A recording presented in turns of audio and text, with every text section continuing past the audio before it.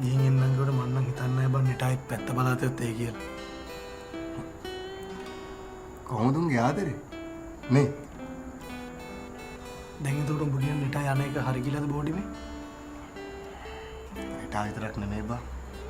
උඹලත් කවදාරි බෝඩිමෙන් යන්න උනාම උඹත් යනවා.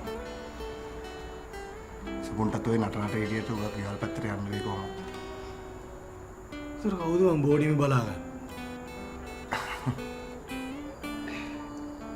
බෝඩිම කවුරුත් ඇයි බං බලන්නේ? බෝඩිමනේ තනියම අපි හතර දෙනාම බලාගත්තේ.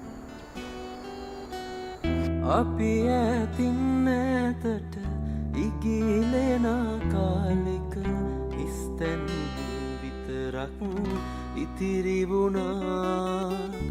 දවසින් දවසට නොදැනීම හදවත් ඈත ඉඳන් අපි කතා කළා.